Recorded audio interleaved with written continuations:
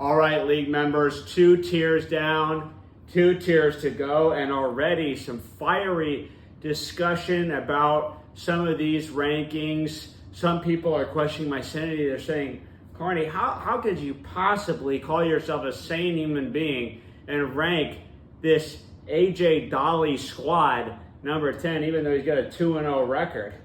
Well, I'm not crazy, and to prove it, I'm going to do something that no crazy person would ever do, which is to drink these egg whites right now on camera. So, nobody that's crazy would do something like this. This is a very sane thing to do. So I'm going to do that real quick just to prove my sanity for you.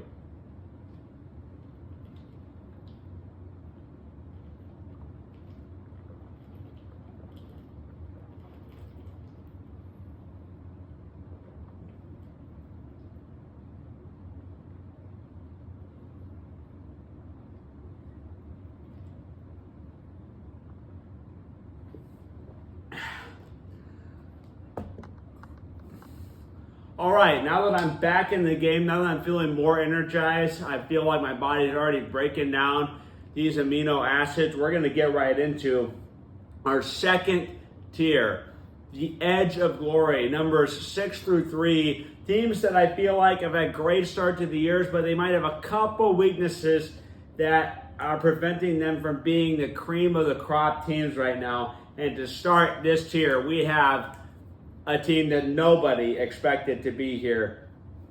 Eckler, hardly knower, Boston Monroe at 2-0. He pulls off the incredible upset like Buster Douglas over Tyson in week 1 and then just stays solid. It looked like he was in real trouble Thursday night. Josh Allen doesn't do well, and what does he do?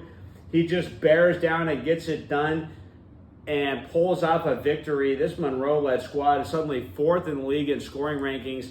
And after McCaffrey's injury, you were thinking this team is on a disaster trend. Maybe that his newfound confidence is why he's trade ghosting me with this McCaffrey deal.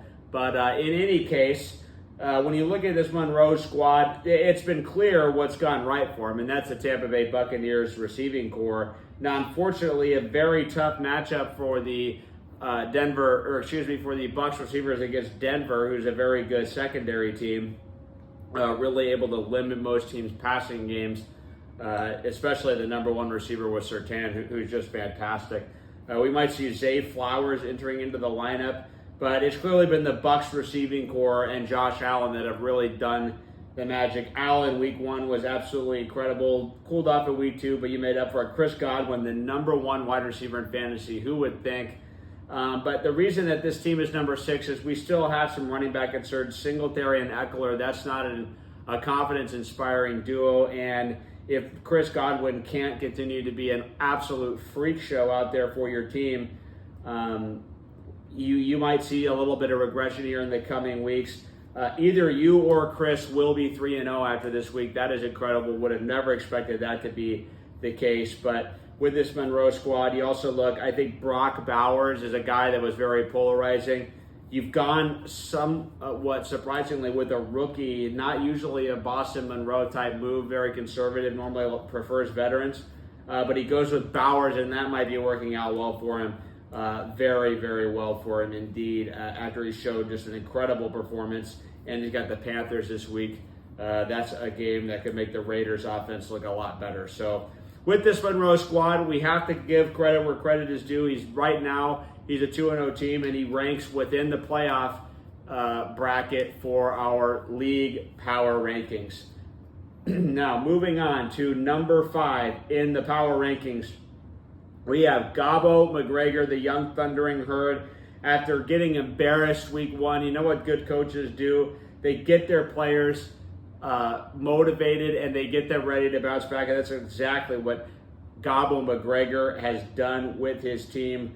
An incredible bounce back performance. It started where it always starts, with Devon Achane on Thursday night getting it done. And then it ends with Marvin Harrison Jr. daggering Pablo with one of the most incredible quarters of football we've ever seen, making huge play after huge play. 4 catches, 130 yards, 2 touchdowns in the first quarter. Marvin Harrison Jr. has caught 5 passes in 2 games, but he's already feeling like a superstar. And then Malik Neighbors. Now, he is somewhat matchup dependent. There's going to be games where the Giants just struggle to do anything. But if you give this guy any breathing room, Neighbors has the talent to really do big things with it. Unbelievable game. And then Lamar Jackson, I feel like he's always going to give your team a floor. He just runs enough now to where he is going to give you something. A couple of question marks, though. Obviously, the RB2 spot is really weak. And we haven't seen a lot from Dalton Kincaid. I was high on Kincaid coming into the year. It's just really tough to see what he's done this year, averaging just 3.5 fantasy points per game through 2 games. That is so bleak. We really need to see something from him on that Monday night doubleheader with Jacksonville. That could be the difference between you getting a win and a loss this week. You are going to be facing a Brandon Niblock squad that is crawling. I mean, just crawling along. It's a must-win game, a desperate team. We'll see how this matchup. This is a matchup with Gabo versus Nibs that I'm looking forward to the most probably this week, just because if Nibs loses at 0-3, his chances of making the playoffs are really, really going to take a big hit. Also have to give you credit. Jordan Whittington could be a very good pickup for you. I think that was the right move to go with him in the waiver wire, along with Jawan Jennings, who doesn't just block anymore, guys. He can actually catch now.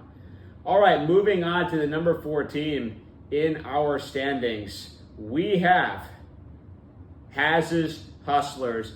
This is a team that I did not love. What did I not love about this team? Well, I didn't really love Aaron Jones that much.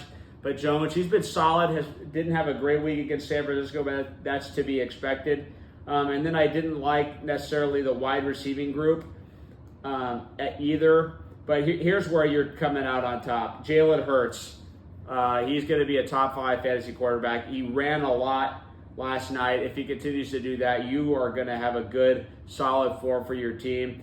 I don't know if Kyron Williams is going to be great, but he's been okay. He's been a top 20 player so far on the season. Had a decent week last week in spite of the Rams' clear struggles. But I think one of the keys for you has been just timely scoring from a couple different guys. So a huge week by George Kittle this week to kind of get you over the hump. He's now tight end 2 on the season. Amon-Ra St. Brown, bounce back game. You've just been mixing and matching and hamming and egging really well this year with, when one guy drops off, you have another guy that's explosive. So for those reasons, we got you up here at number 4. And special shout out to Darnell Mooney this week. He was your team MVP. Pulls off the Monday night miracle. You were looking like you were on the ropes, and then he catches that long touchdown, and then has another couple of big catches down the stretch. He was huge for the Falcons in real life, and he was huge for you in fantasy. Congratulations to Darnell Mooney, and congratulations to Chris. You might be going back to the playoffs again. I feel like Chris, nobody pays attention to it, but I feel like Chris is in the playoffs every year.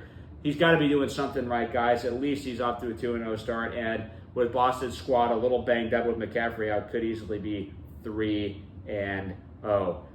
And for our last team in this tier, we have the maligned, the written off, the get this guy out of the top of the rankings squad of the week, Sean Bates, coming in at number 3, defying all expectations and putting his name and cementing it at the top of the power rankings, at least for the time being. What happens with this guy? Well, I think he makes a great trade with Brian Thomas Jr., getting him in the building. Brian Thomas Jr. and Keon Coleman are guys that are only going to grow and get better as the season goes on. But you've got a good mix as well of veteran leadership led by CeeDee Lamb and Alvin Kamara. You just absolutely KO'd Brandon Niblock, changed his entire season with one player, and that's Alvin Kamara. An incredible performance, and I love to see a guy that nobody was really excited about at all was kind of written off. I liked Kamara. I think that in this new system that the Saints are running with Pete Carmichael, he was a guy I was targeting. You ended up getting him instead, but kudos to you. And I think Bucky Irving on your bench is a sleepy guy that I think is going to, I wouldn't be surprised at all if you end up starting Bucky Irving ahead of Rachaad White towards the end of the season, because White, I just never, the production's undeniable from White. I don't love his actual game, though, as a player. With Sean Bates, here's the key. he's avoided the injuries as well. You know, other than DeAndre Hopkins, who is clearly not 100%, can barely even run out there, he has managed to avoid all injuries this year. Brian Thomas Jr., look for him to be a key contributor for this squad. I think he'll do just enough at your wide receiver too to give you a real chance to compete. You've got a great chance to go 3-0 with a Brennan squad that just isn't looking great right now. So I think that Bates is going to get it done. With that being said, guys, there's only 2 more teams left in the rankings. The cream of the crop is going to be coming up for you guys, and I can't wait for you to see it. It's going to be exciting, so definitely stay tuned for that one. With that being said, that's going to wrap it up. The Edge of Glory. You weren't expecting a Lady Gaga reference, but that's what you're getting, folks, and I hope you enjoyed it. See you in a bit.